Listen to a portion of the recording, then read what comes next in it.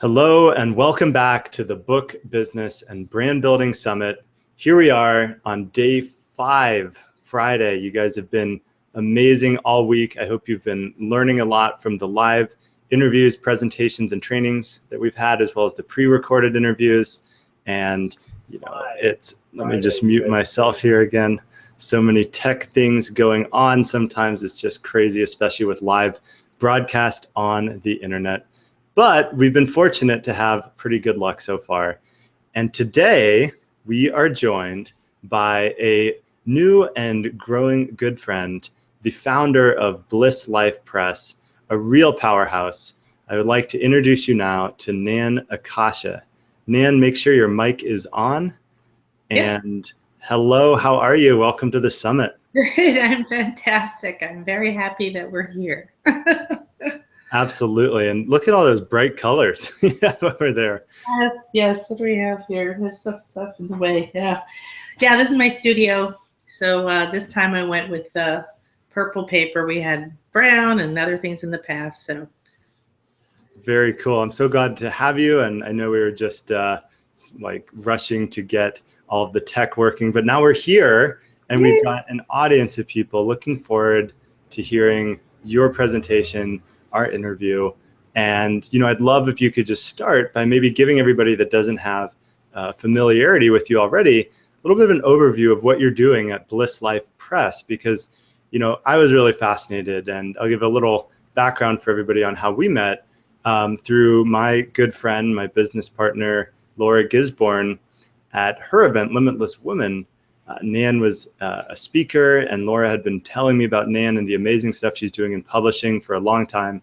We finally connected, had a chance to really slow down and talk and get to know one another. And I just thought, wow, you're just a perfect fit for the summit, especially because, one, of the work that you do with other authors through your publishing company and your publishing work, but also because of the angle that you've taken on incorporating philanthropy into book launches, into publishing. And that's really the theme du jour here on the summit. So with that, I'd love for you to maybe introduce yourself a little and what you're up to in the world. Yeah, absolutely. Well, thank you so much. I'm so excited to be here, and I really am glad that we did finally get to meet, and that you invited me to be a part of this. It's been fun. So I've been an entrepreneur for almost 30 years, so I'm definitely certified unemployable. And I have no desire to do anything that doesn't have deep, deep meaning. And that's, partially because I've been on my spiritual path for a long time, partially just because I'm, with every year of experience, I think being an entrepreneur is probably the most powerful spiritual or personal growth path that's out there. So after 9 businesses over that amount of time, most of them 6 or 7-figure businesses, we've got a lot of passion for other entrepreneurs, right? We have an idea of what it takes to market and to get your visibility out there, to create recurring income, and to really do it based on your purpose and on your personal passions. So one of the things that I'm certain about is that what we're doing is a movement. And I mean it like that because I literally was meditating one day and it occurred to me to ask a really unique question, which was, how do you start a movement that's still alive over 100 years later? And that's been incredibly inspiring for me because the publishing business is my favorite business course because it's my current one, but because it's not all about me. You know what I mean? Like, when I was selling coaching or healing or animal work or even my fashion designs, I mean, my real estate investing, not really, but I would renovate the house and design it, it was a little bit like selling me. And if you're a coach or a consultant or a healer, right, you're selling yourself, you're selling your services, your products. And I love that. I have 133 programs I've created. I've got 7 #1 best-selling books. Creating all the time. So I love that aspect of it. But what I love about this is it's not all about me. And so it's really that expansion into where we're all going, into that we consciousness that's happening, where we want to be part of something bigger. We want to not just I'm meant for something great, but I want to be in collaboration. I want to be in a conscious community or culture. And so we're really passionate about, ever since I met my partner, Chris, he was giving talks on creating foundations and managing your family wealth to give on to generations, and how to give back and multiply and all that. And so we're really able to bring that aspect in with our passion for books and for helping people to get their message out there. The thing that I think is important is that people build a business based on their purpose and what they truly feel their talents are, even if they don't know how to do it or other people aren't telling them they can't or they shouldn't. And when you do that, you get that follow your bliss stuff, right? That Joseph Campbell stuff, where doors begin to open that you thought were walls, and people are waiting there to help you that were just waiting for you. And I really take that literally, and I see it all the time. So when you see somebody step on their path, really decide to tell their story, do that inner healing work that it takes to write a book, right? And to get your voice out there and to have the courage to get past what I call the burned at the stake syndrome, right? Where you're like, what will happen when I put myself out there, right? Bad things will happen. Now, when you tie that to a movement, to building conscious business principles into your business, and you actually understand the one that we like the best is what we call profitable philanthropy.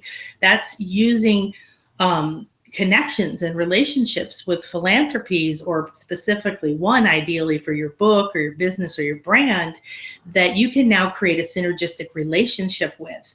And you're raising awareness as well as funds for them. At the same time, you're raising your awareness and your media juiciness goes up. The halo effect comes in, right? People in your community and your clients and even in your industry, they love what you're doing and they become very attracted to it. It becomes very magnetic. And you have fascinating, the people that show up, right? Who have that deeper desire for their heart calling to have a little bit more depth to it. And if you're a business where, if you're a business coach or a healer, there's a lot of them out there, right? And so you have to stand above the crowd. You can't just throw up a website and say, hey, I help people anymore. You've got to really express yourself in a way that's authentic and help people get a taste test of you. But then you have to be like, what's unique? What's that unique attractor factor to you? And so what we found with the philanthropy is quite profound. We went from, doing it in our personal lives to doing it in our business, to then doing it with what we do with our clients. And so continuing to expand, where else could we add it? And what's fun is that, emotionally, I know because of who you are, right? There's a lot of heart-centered entrepreneurs and healers and conscious leaders and those kind of people here. And what I really want to do is create a movement to take people from being heart-centered into being a conscious leader. And that's like really getting a little bit stronger and not just saying, I really care. And what I love about what's happening now on the planet is that it's not just a bunch of us happy people going, let's all hug each other and give to each other, because we've known it's right, but it hasn't been something that's proven in business to have a practical, tangible result. And what we have to see, like we've seen in alternative health, I used to be a healer a zillion years ago. And back then you couldn't even go to a normal store and buy an herb or a vitamin practically. And then they tried to shut it down because it was starting to grow a little bit, but then it tipped the scale. And all of a sudden the big businesses realized this is making money. People want this. And now they're not trying to shut it down. Everybody's trying to get their market spot. Well, now Walmart is the largest seller of organic foods, right, of all things. Is it really? Yeah. Oh my God, I love it's really fascinating, that tipping point, where there's resistance and even hostility and then acceptance and full embracing. Yeah. And so I know that you have a couple exciting things planned for us today, and I have a few questions for you on the profitable philanthropy model. Mm-hmm. And I know you have sort of a guided process to help get everybody in touch with that purpose and to be able to create from a place of heart-centeredness and consciousness. And there are other people. I mean, today on the summit, we have also Laura Gisborne, who you may have seen, Christine Carlson, Dr. Clark Gaither. This is Legacy and Philanthropy Day. But we've had some really different perspectives with some of the other presenters. So I think you're unique in your approach, at least in terms of the live presenters, on how you really come from a more spiritually oriented heart-centered and conscious space. Mm. And I didn't mean to cut you off there, but go ahead. Yeah, it's a wonderful time right now because you can have this kind of conversation with more and more and more people, right? 10, 20 years ago, there weren't a lot of people you could have these kind of conversations with. Now it's becoming more and more normal. But what I'm saying is the great thing is now you've got like Forbes magazine, right? Saying that if you don't incorporate this kind of thing in your business, you're going to be treading water in 5 years. Right. And you've got books like Conscious Capitalism, written by the CEO of Whole Foods. And, they did studies that literally businesses that integrated these principles actually made 14 times more profit than the market. So it's actually there. Now you have statistics to back up our heart-centeredness, right? And now we know, okay, this is something that makes sense. I have this author who was in one of our books just recently. It was a multi-author book called Conscious Love. And she has several businesses. And she took this inspiration and went to one of her businesses and started to, she had to renovate a building and put a lot of money into the business. And all of a sudden she decided, oh my gosh, I want to integrate this philanthropy thing. And so she decided who she was going to give to and how she was going to do it, a percentage of each package or per person or whatever. There's a lot of different models, right? There's a one-to-one like Tom's and all these different ways you can integrate it. And she was telling her mom, and she was so excited, right? She was like, look what I'm doing, Mom. And her mom was like, oh, I don't think that's a good idea. You just spent all that money renovating that building. You've put all this money into your business. You don't have any coming back yet. You should not be giving to other people now. You should wait till you make that money back and then give. And see, this is the old world thinking, right? This is the capitalism that became like, oh, we have to put the shareholders first and screw the employees and the clients. We're just making money for that one person. Now we have to consider all the people that integrate with our businesses. So we actually tie a philanthropy to each book. And we do a fundraiser for it. We create a synergistic relationship. Often other really interesting things come out of it, speaking opportunities and other things, because they already have a built list, a name, a relationship with the media. They already have people who are donating money to them, right, that like them. And so if you line up your passions and the topic of your business, there becomes this really beautiful opportunity for all kinds of things. And what we ask our authors to do is to also give a third of the proceeds of the book for life to that philanthropy. So they're not just we do the launch and the bestseller launch, and we do a big fundraiser thing, and we do all this media around it and all that. And we create momentum so that now they can start filling their programs or sell their one-on-one coaching or whatever. We want to be strategic about bringing that momentum into the best place in their business so they get practical results from it. But the expansion of the media and who will become attracted to that story, right? Like, and you can even start before your book comes out, right? So hopefully if you're writing a book and it's not coming out for 6 months, you already have in your bio, author of the upcoming book, blah, blah, blah, right? And a link to somewhere they can get on a list to get notice of it. And so then imagine if you're looking for people to help spread the word about your book and you're saying, hey, look, I'm launching my book. That's like, it's okay. It doesn't feel too selfish, but it's a little about like, help me, right? But what if it's like, could you help me spread the message about my book? Because we have this one author who has a character in her book that gets malaria, and her passion is to cure malaria. No one should die from malaria. So that's the charities, that's the philanthropy we're going to fund with it. And so, you could be like, you could help cure malaria on the planet, right? By helping to spread the word about this book, because tied to it, you'll be able to give in, $10 is one malaria net that will save one life. Yeah. And I mean, I'd love if we can just even zoom out a little bit and sort of talk everybody through the process of how, when you begin working with an author through to the launch, what is that sort of strategic conversation? What does that conversation look like where you identify a philanthropy initiative or a cause? And then how do you actually structure that in and build it through the creation and launch of the book? Yeah, and I think everybody would really get a lot of benefit from understanding that process. Yeah, absolutely. So what we do is when an author comes on, we work with what we call books that will transform the world or books that save lives. So that could be transformational fiction. That could be how-to books, in every department, but it has to have underlying in it the possibility of somebody having a major transformation from what you're sharing.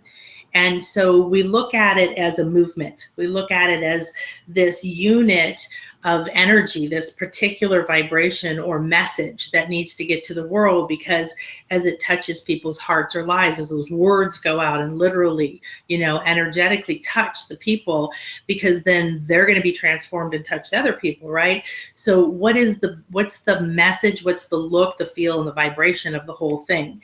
We have our authors fill out a big questionnaire kind of thing and a survey, and then we look into lining both what their personal passions are as well as the topic of their book or their brand.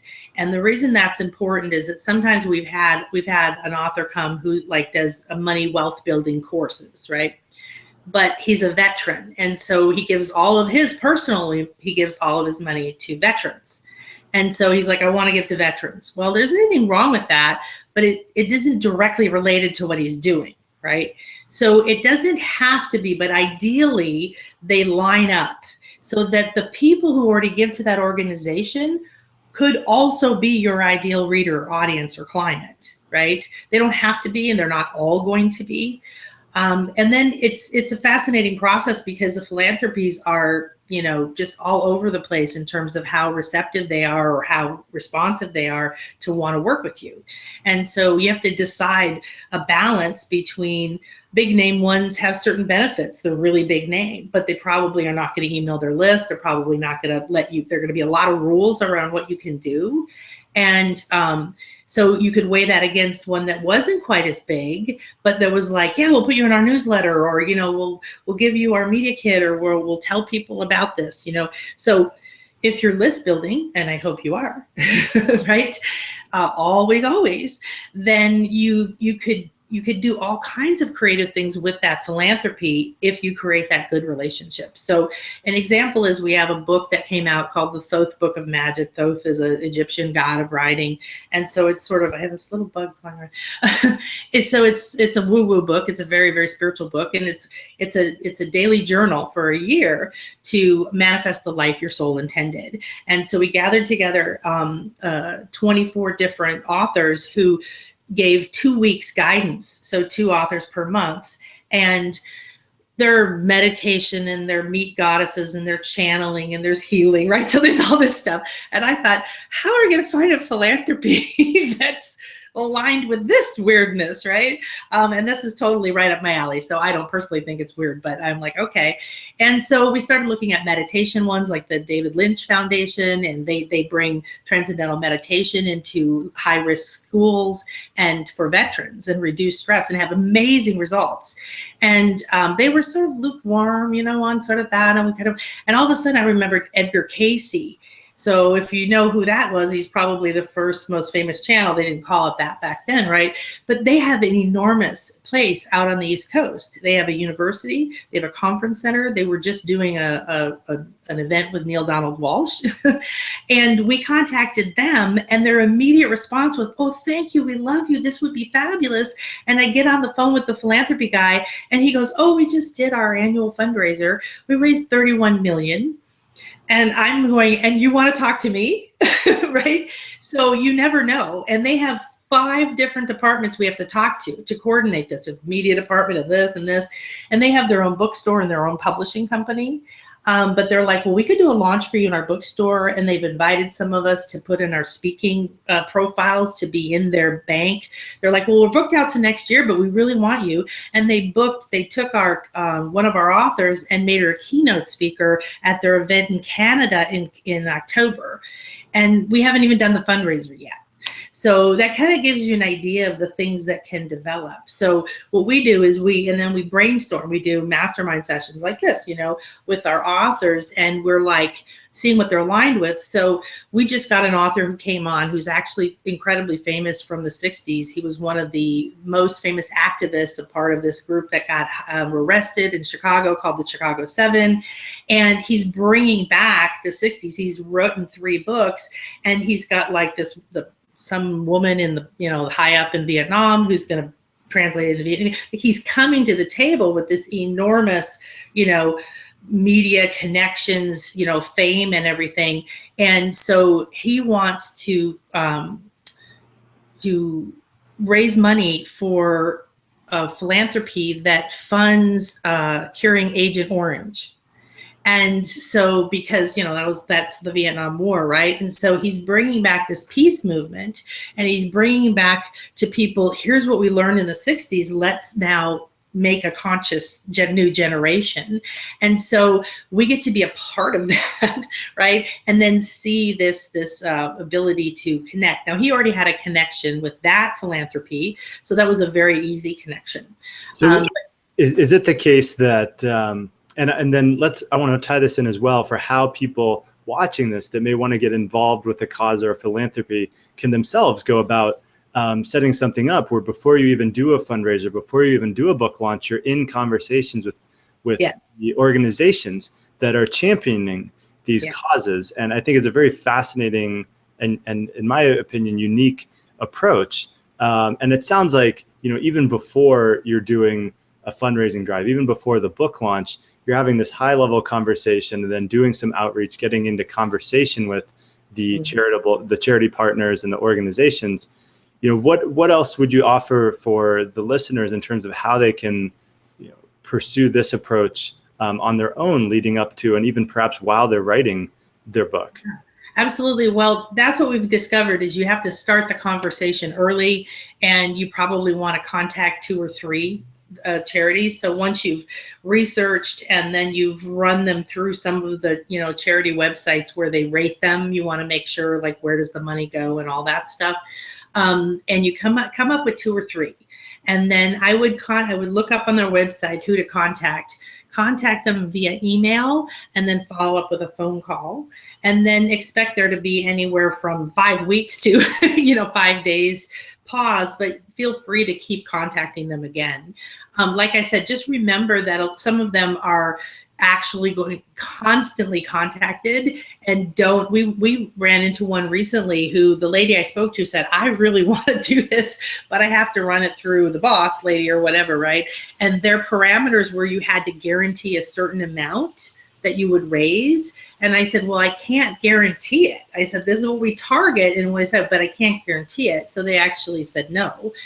So just realize that there's these different parameters, but what I really do personally is my internal work, right? Is line myself up. I want to see this beautiful connection, and then both of us expanding, right? Just feeling and seeing that both of our messages expand.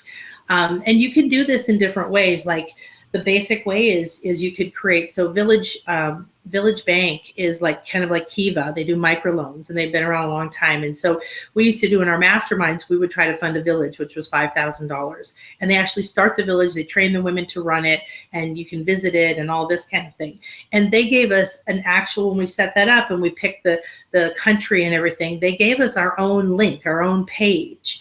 And so you can actually do that with a lot of charities where they'll set up a link, and because you want to be really careful taking money in that's for a cause.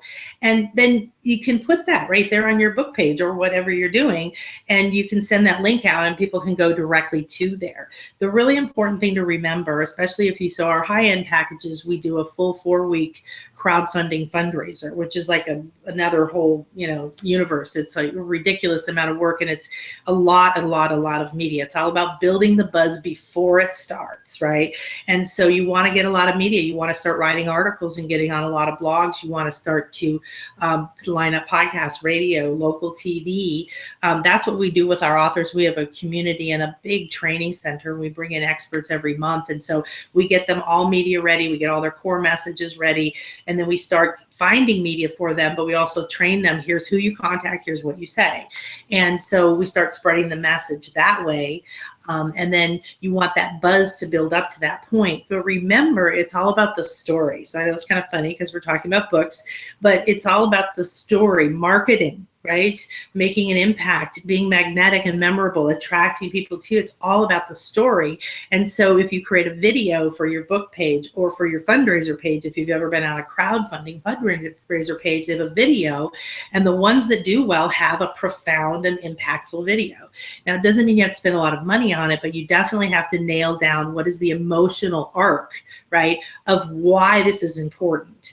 And the beautiful thing about the fundraisers is that now we can feature our authors more of their products and services.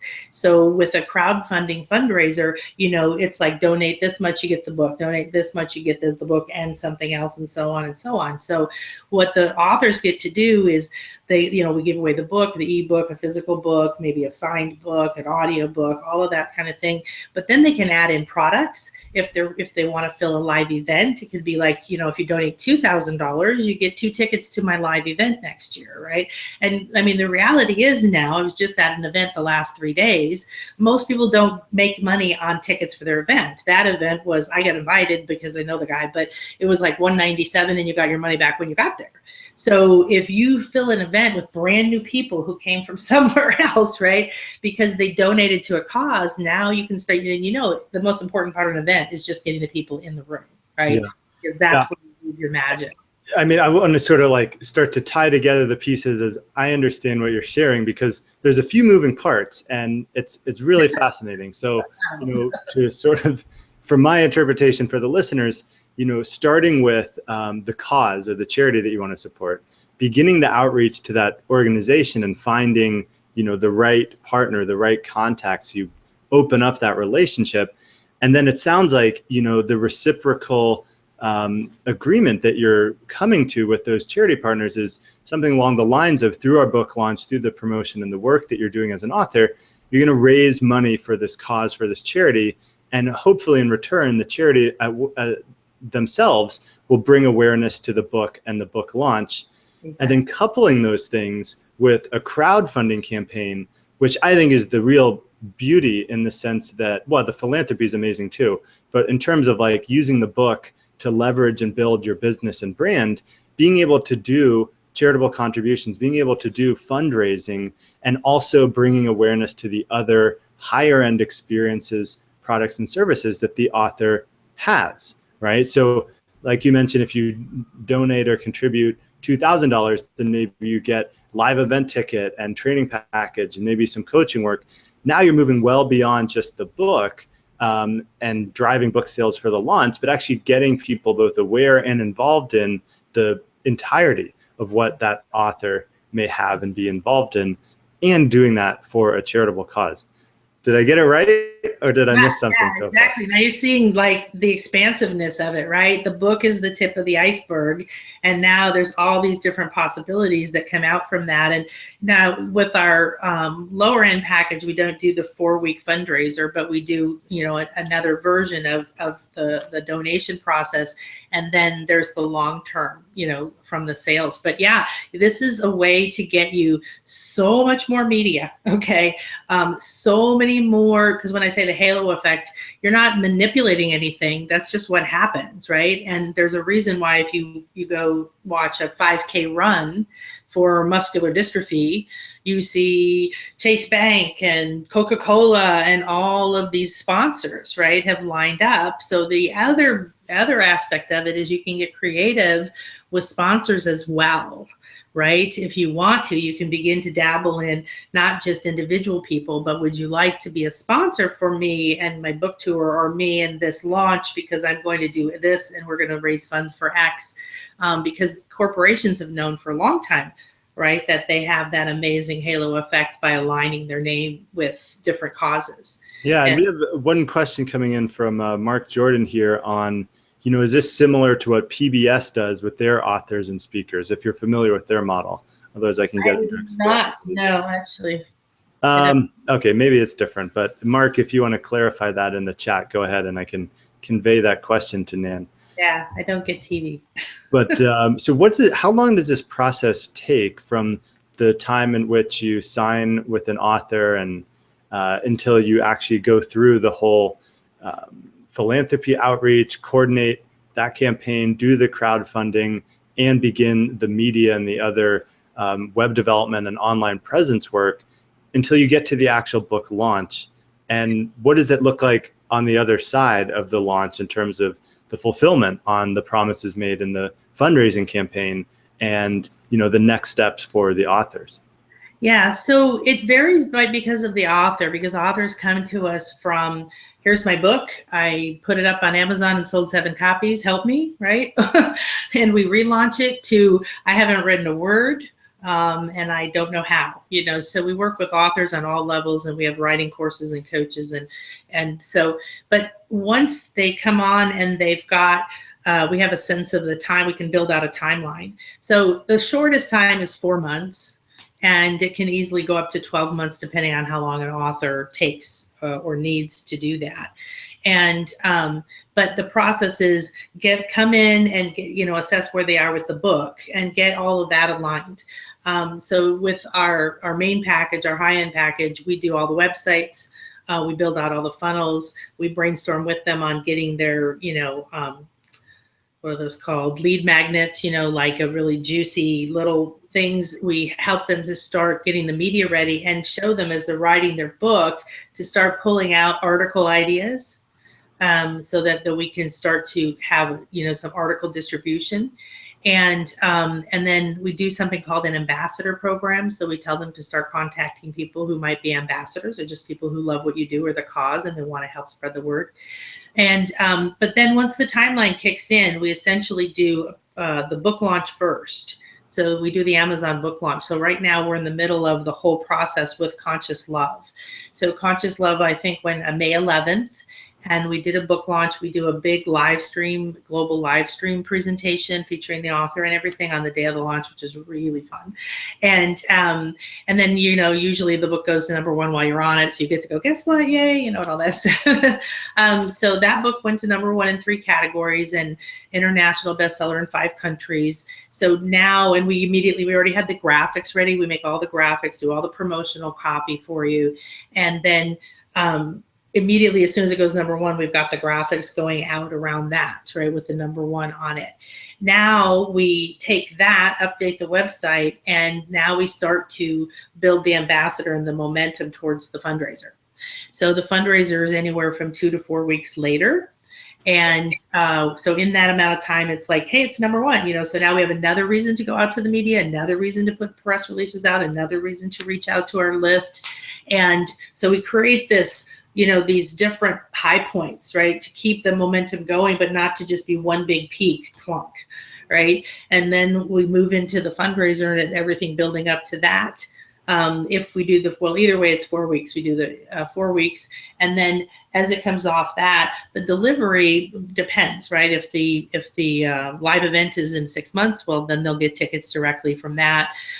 If the authors want to give away signed copies, you know, they have to be willing to purchase the copies, have them send them to their house, sign them, package them up, and mail them off, you know, so that's an extra little thing in there.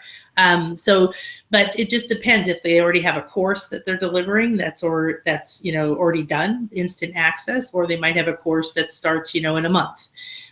So we have all that coordinated already, and everything comes in through us so we can control the quality. So the opt-ins for whether it's come to the live stream, get your ticket to the live stream, get your bonus, you know, get your book, get your whatever, they're all on the way. We have different reasons for people to be opting in, and we're driving that to us. Now we give the list to the client, to the author, but during it, we have to change the message, right, depending what's going on. So we're keeping them in touch, right? Guess what? This is coming up soon. So that's where they would get the delivery, or that we would have another list for anybody who buys from that fundraiser. And of course, everybody who gives in the fundraiser, you also get their information. So that just adds to your list build. That's phenomenal. And the thing I mean, perhaps the thing I like the most about that strategically is how there's these multiple peaks. There's these ongoing, there are a number of continual reasons to stay involved, stay engaged with the author. Because I think, and you know, perhaps you can echo this, that a lot of authors, you know, set so much expectation on their launch day, and you know, they do the whole build up, and even if you do it totally right, 3 days later after the launch day, they're like, holy cow, I spent months planning for my book launch, and now what do I do on the other side of the looking glass when I have my book out for the rest of my life? Yeah, exactly. Well, and then the fun thing is once the fundraiser's over, now we have the results from that to go out and say, guess what we did? Guess what we did? Guess what we did? Like tell the media, put it in a blog, write an article, tell your list, use it as a reason to do a free call or whatever, right? And then ideally, that book launch is now moved into whatever that author has. So if they want to fill a membership, they're doing a group coaching program or whatever your thing is that you need to fill, you should ride that momentum in. And so we strategize that with them so they know, okay, this is what's next. And then they go into that, and we coach them on all aspects of, making sure they nurture the list and all of that part. But then the cool thing too is that then they can go back to the philanthropy, right? And even look at, could we, if you're physically near each other, you could go take pictures, right? You could do one of those things, or you could do like a little interview. If you have a podcast, you could interview them. So you could get creative about that. And then we do training on what do you do with your bestseller status? How do you leverage it? What do you do next? And with the group book, it's really fascinating because you've got 12 different people bringing in their own resources and brainstorming at a higher level of things that happen. So it's amazing. We had one author, he got on a radio show from the media training, local radio show, like a real physical in-person one. And then he went back to them and said, would you do all of our authors? And they created a 3-hour show just for that, like 4 days before the launch. Different people in different cities are getting book signings and stuff. So there's that. We call those conscious collaboration books because they're co-authored, co-created, and everybody has feedback on the philanthropy, the cover of the book, what we're doing. And we call them profitable philanthropy projects now because we're really turning from, instead of saying this is something cool to attach to a book, when an author comes on, or especially with the group books, because like right now we have one we're filling for a book on conscious business. And so we're really clear that the people who were in those books loved the collaboration. And so we're saying you're coming into a collaborative experience where you're getting to be an author of a book that will become #1, and you're going to get to raise money. But this is, you're being a part of this whole project, right?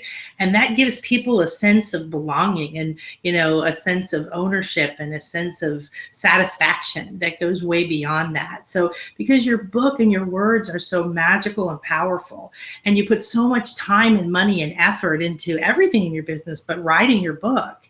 And when you do it and it just, it sells a couple of copies, or, you don't know what to do with it now, or you put a bunch of money into it and don't know how to make money from it. Right. So all of the training we do around it is, how do you get speaking gigs, right? How do you leverage this to get more clients? It was amazing. The Love book, we did the live stream event. It went to #1 in less than 24 hours. One of the authors in the book got an appointment from a client who bought the ebook, read half of it overnight, called him up, got on a call. And in the process, in the 5 months he worked with us on the book, up to that point, he took his prices from $1,500 to $5,000. And right before the launch, he said, I'm ready to take it to $10,000, but I'm scared to death, right, to do that. Like, we all know, like, as your value grows. And, he was doing this for the credibility and the positioning and the confidence and the visibility that this gives you, because you're going to get all these trust icons, right? And so this woman got on the phone with him and already saw him as an expert. Like, she was like, I was there watching you. You're #1 and you're international bestseller. And he was positioned in such a way, and he felt so good about himself. She hired him for his $10,000 price. So it's practical, right? This is satisfaction and healing in writing your book and building your tribe. But these practical aspects of it are so cool. And then you get to feel good because you're helping other people too. It's just so much fun. It's such a win. And I really just love this model. And it sounds like, with the coordinated multi-step approach that you have, at some point, like the wake of all of that activity starts to pick up and the author is riding the wave, so to speak. I mean, yeah, I'm glad you said that, because what happened in my first book, and I didn't know how to do any of this, it was like 6 years ago, we just kind of figured it out, is I did such outreach that I had radio shows and speaking tours and stuff reaching out to me for months and even years after my book launch, because there was we were just like, we have to put the message out there, we were just like, and that's the truth. Like and the cool thing is, right, all of this stuff is out there permanently. Somebody's going to come across this article and that press release and this thing and that thing, and they're going to start to see you all over. And in business and marketing, that's called perceived dominance. And that's what you want. You want someone to get on the phone with you and go, my God, I see you everywhere. You are the person. I need to work with you. Yeah, it's great. And people are loving this. Denise says, this is an awesome approach and model. Sangeeta says, thanks so much. Mark says, what a great idea. Looks like Heather Rogers is with us and says, awesome, in all caps. So people are definitely feeling this. And I mean, thank you for sharing that pretty comprehensive overview of your approach to publishing. I know one of the things that a lot of people on this broadcast are looking forward to is you have a process that you are going to facilitate or that you are going to lead to help people get centered. I don't even know exactly what it is. So maybe you can introduce it. But you said you were going to facilitate for us a way to get connected with that purpose, connected with that cause or that passion and that philanthropic goal to get people moving in this direction quicker. Yeah, absolutely. I want to share one thing quickly, though, because this is really powerful, and I'm really glad everybody's loving the model. Again, this is appealing to our heart, right? So I want to give you a couple of things that happen, not only with, the obvious stuff we've talked about, but one of the things that happens when you really get aligned with something like this, and you're listening to your own passions around it, is your income just dramatically changes, right? I mean, like dramatically. It's one of those like, wow, where was that all this time? And we saw this with clients, but what happened to us last year is when we added this philanthropy aspect of it, we went out and got on 3 different stages. And one I had 3 minutes to speak on, one I had 15 minutes, and one I had 60 minutes. Now I need 60 minutes. I need 60 minutes, so I'm like 3 minutes. What am I going to do in 3 minutes? And I wasn't allowed to sell in the 15-minute talk. And they made over $100,000 in each one of those, in sales. One of them was at least 150. We did $525,000 in sales in 145 days. And I wasn't up there going, you need to write a book. You know what I mean? I wasn't beating someone over with, I'm a coach, I need to help you. Like whatever your thing is, I went up and I told a story. Right? And I inspired them like this, that what is that bigger picture and what do you want for your life and what impact can you make? And for me, it's when my daughter died. That's why I do books. So I can start with that story because that was a moment in my life I didn't care if I lived anymore. And the reason I'm still alive is because of books, specifically Louise Hay's book. So that made an impact on people. Right. And so when you want to hook people, get your story, don't bury the lead, bring that juicy, whatever it is, up to the top and hook people, get them leaning in, and then inspire them to be the best they can be by whatever that is that you do, right? What is possible for them with it? And then if you bring this in and you do it in a way, you have to make sure you don't do it in a way like, look at me, I'm great, I give money, like it can't be self-serving or look like you're giving to get kind of a thing. But if you do this authentically and you really let your authentic voice out there, it is dramatic what happens. Because not only that, but every time you go somewhere, then you've got more people who want you to speak at the next place and spread your message and share and give you referrals. And people show up and want to, contribute to your community. And it's really powerful. So, okay, I wanted to just make sure you understood there's a really tangible aspect to it. Absolutely, there is. And yeah, again, people are just loving this. Great info. What a wonderful way to look at marketing a book. Open-hearted and loving. Love it. So this is definitely landing. And I think you're striking a chord with the audience. So Good, good.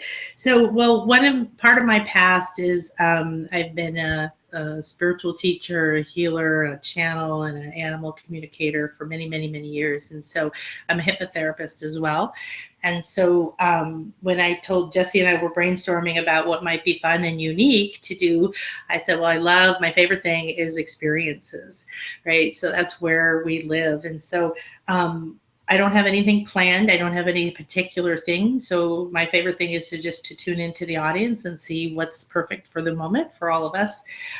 So if you be careful if you're doing something, but sit down and get comfortable. Ideally, you can close your eyes, okay? And just take a nice deep breath in. And as you're bringing that breath in, I want you to see it as a light and a color filling your lungs and your cells. And just say to yourself, be here now. And as you let that breath go, it washes down through your body, through your cells, washing away all that's keeping you from being fully present. Take another nice deep breath in. Again, feel it, that light and color moving all the way through your mind, your emotions, all of your subtle bodies, clearing, cleansing, healing. And say, be a clear and open channel. And just wash away everything that's keeping you from having that clear and open connection to your divine source. And take one more nice deep breath in, letting it fill your lungs, and just say to yourself, be an excellent receiver. And feel yourself expanding and opening your capacity to receive. And let that breath go, washing now all the way down. And everything that no longer serves you washes down into the earth, being turned back into pure divine love. Perfect. So just breathe gently. And I want you to start to breathe through your heart. So if you don't know what that means, just imagine that as you breathe in, it's actually coming in through the center of your chest, through the center of your back, from all around you, directly into that whole heart center. And then breathe out. And just as you're doing that, begin to feel the rhythm in and out, and in and out, like a very gentle wave lapping on a beautiful beach.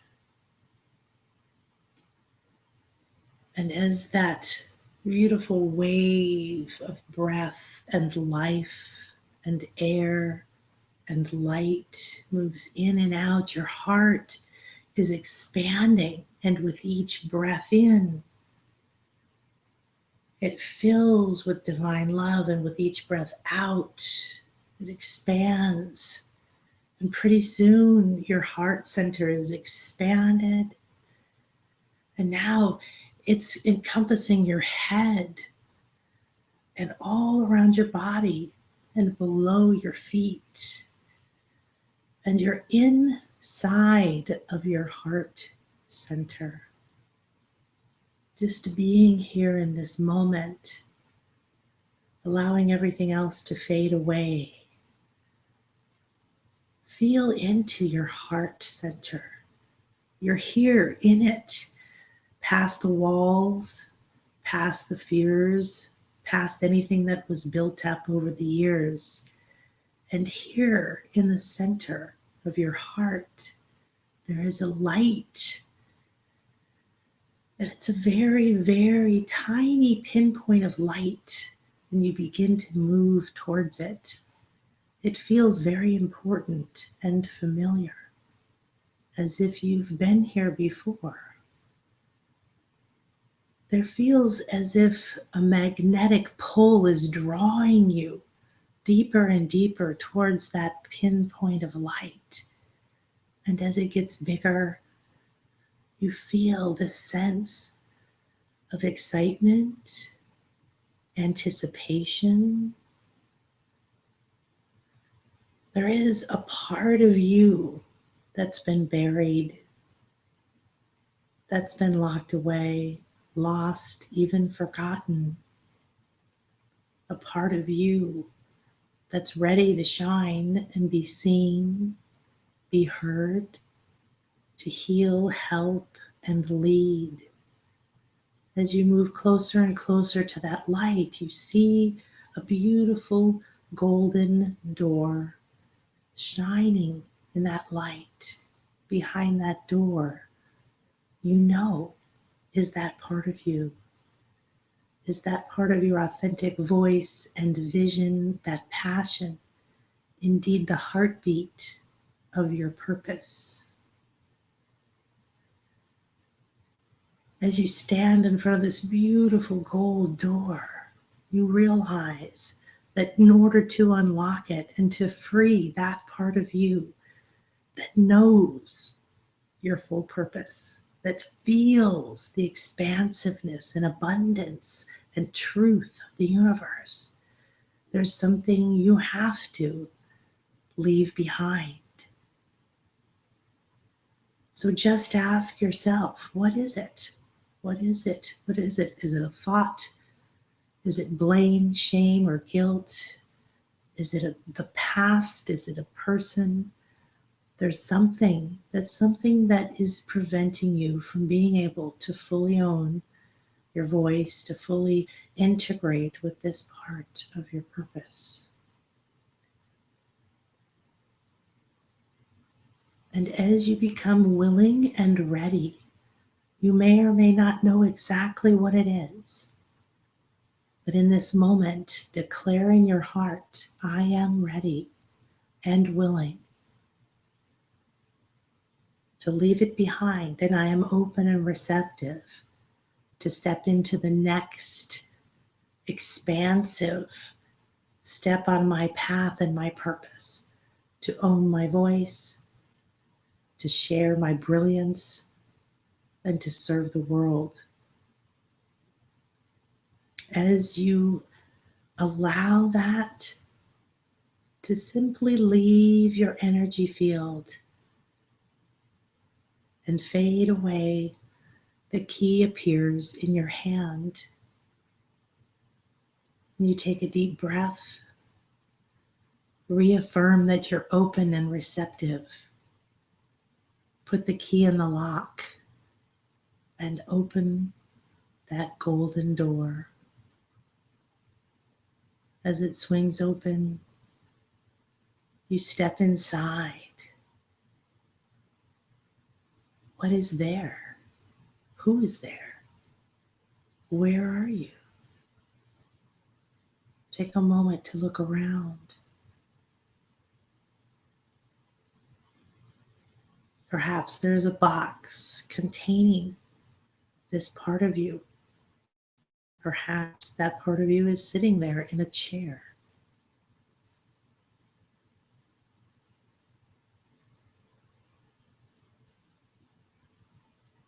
Now just simply accept. The best way to do this and to reintegrate with this part of you is to simply declare in your heart, I accept. I accept who I am. I accept my mission, my purpose, my power. I accept my voice. And feel as you say that, the essence and energy of this part of you pouring back into you, pouring into your throat, pouring down your arms and into your hands. Your hands light up. You feel them alive with your story and your words. Pours down into your heart and your belly, down into your legs, and you feel yourself expanding and expanding and expanding, becoming bigger and bigger.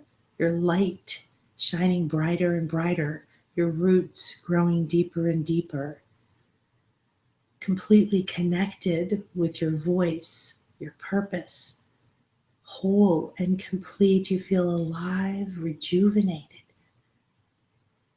And as you begin to come back into your body, into this moment,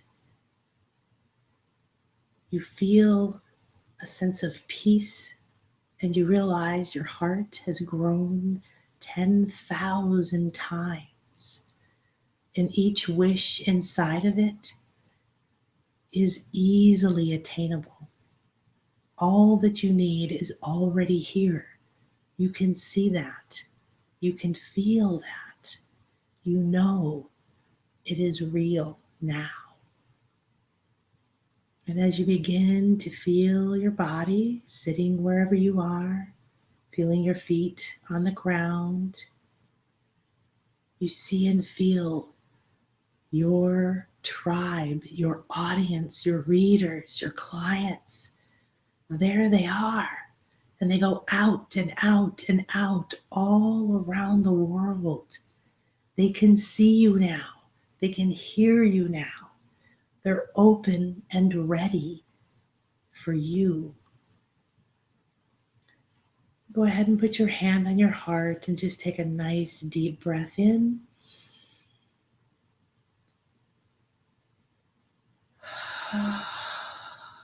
And just let this integrate with you. You've literally transformed at a cellular level. You have a new awareness and access to much higher levels of awareness and solutions. So watch for the paths, the people, and the doors on your path this week, on your path of bliss to open.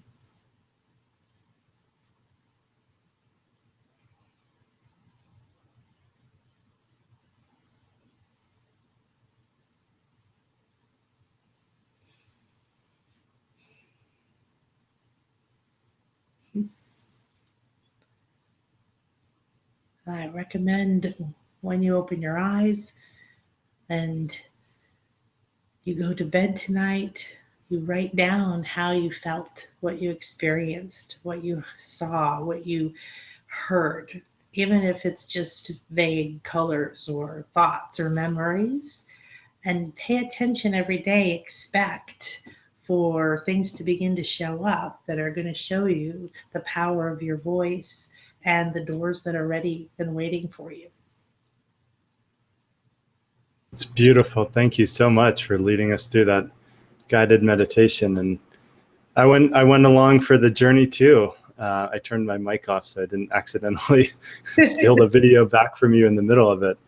But that was wonderful. And it's kind of amazing how in 10, 12 minutes, you can have such a different emotional and experiential shift by doing a journey like this. Mm-hmm. So yeah, I appreciate on behalf of the whole audience here, you leading us through that process, which I think you were just sort of winging it, right?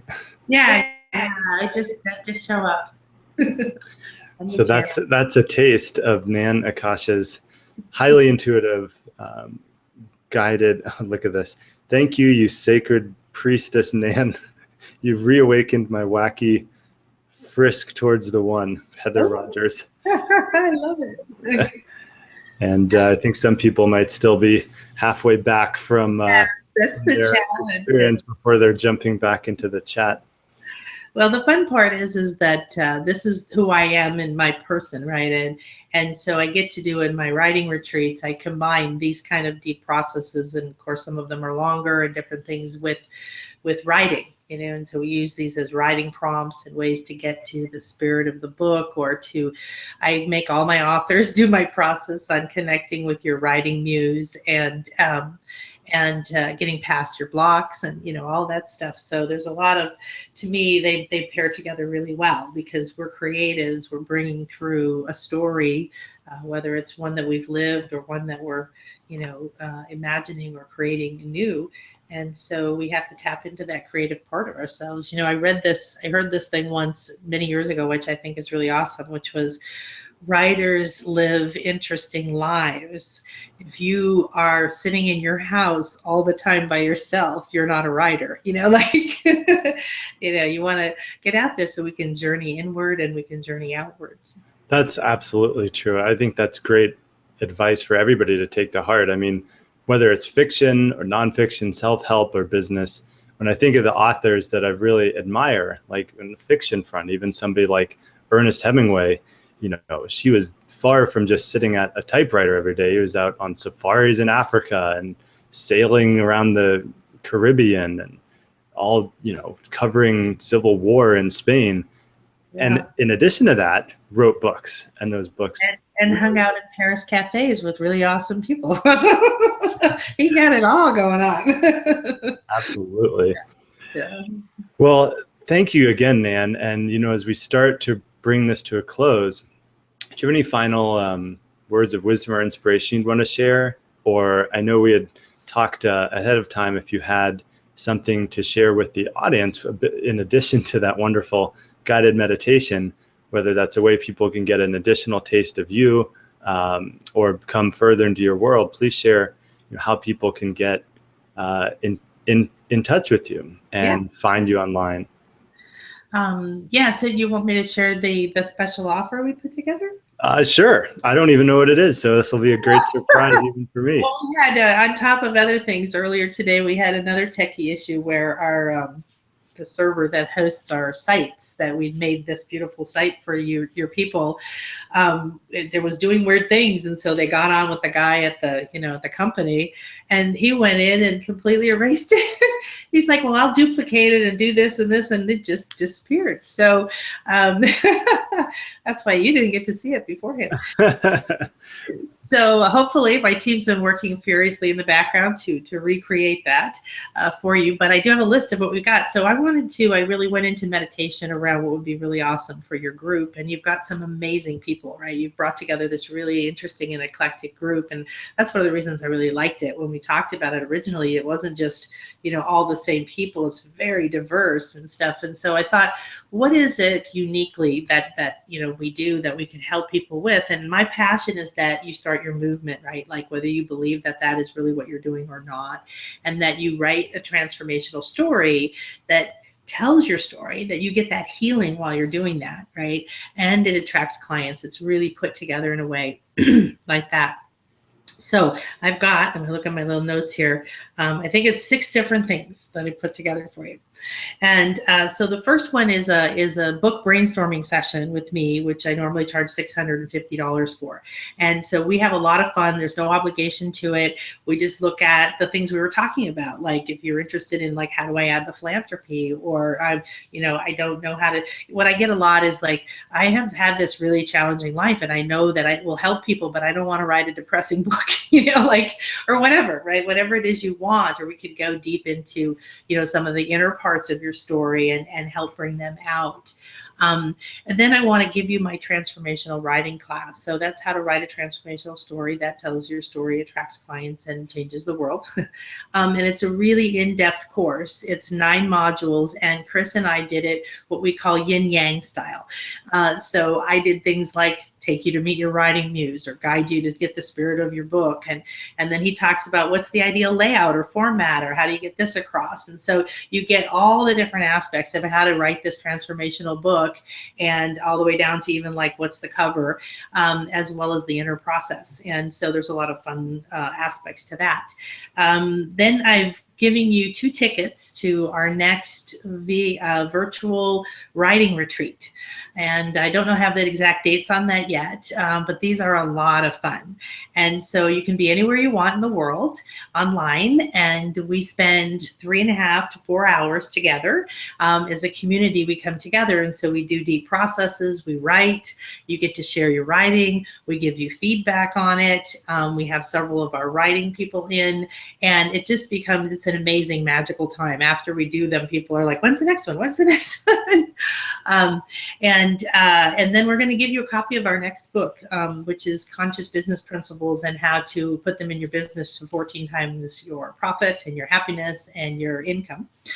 And finally, if you do decide you're interested in working with us in one of our profitable philanthropy book packages, we're going to give you $500 off of any package if you book a session with us. Now, you just have to book it in the next week. You know, it could be happening in a couple of weeks after that. And as you can probably tell, I'm not a really high pressure salesperson. We're actually looking for people that we synergistically connect with. And like, you know, there are going to be lots of people on here that are perfect for different people, right, who show up. So if that's interesting to you and you want to talk about what we do, we'll love to do that. And so that is at blisslifepress.com/book bliss. So blisslifepress.com is our website. And if you just go there, you can certainly get our free video, which is how to add $100,000 in the next 90 days to your business, adding profitable philanthropy. So there's a video training on that, which is kind of cool. But if you go /book bliss, then hopefully there's a page there. That will detail everything. And if you have any questions, you know, feel free to email us at support@blisslifepress.com or contact Jesse. He knows how to get a hold of us.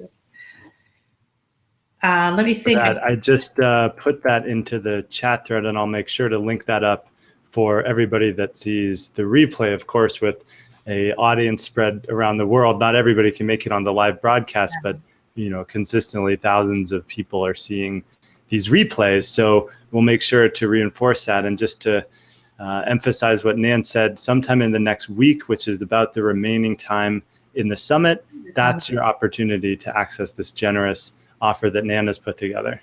Yeah, and it comes to about $2,600, and we're doing it for just $397 for you guys. Or if you want to do a payment plan, 5 months to pay $99 a month. So either of those is fine. So we just want you to get these goodies. And we can just look at the page shortly after. It's showing $797, and I think it doesn't sound like they've changed it then. No, I understand with all the tech changeover and everything, but just reiterate one more time what the actual packet price is, and then we'll get this all updated. And yeah, so the price is $397. So no matter what it says, don't buy it there if it says something else. I'll check and see how they're doing on getting that page reset up there for you.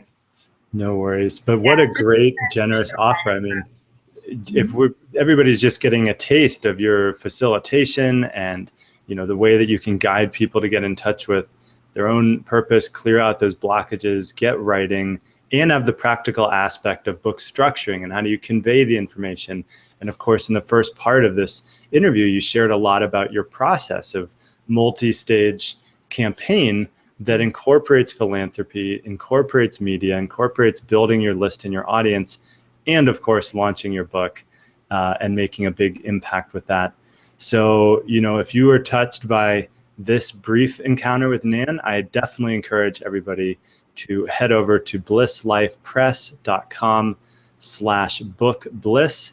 And we will also be just updating that page so that everything is correct in the very, very near future. Yes. And that will all be set up just momentarily. Nan, thanks so much. You want to take us home with any final words of wisdom or simply a farewell? Yeah, let's see.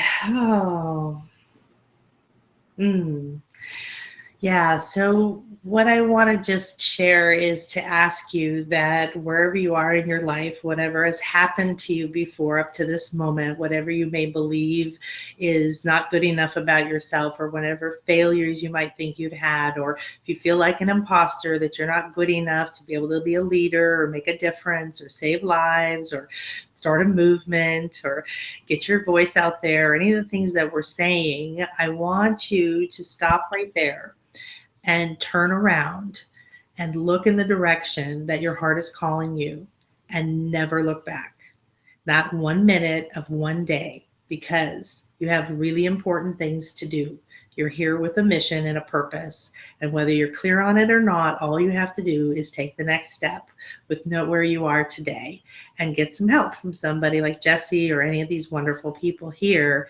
But know that your voice and your message is very important and that you can make a difference, not just for you, not just for the people who read your book or your clients, but now you have some really beautiful strategies to multiply and leverage that impact. And so I believe in you and I want you to get your voice out there. So please, please do it.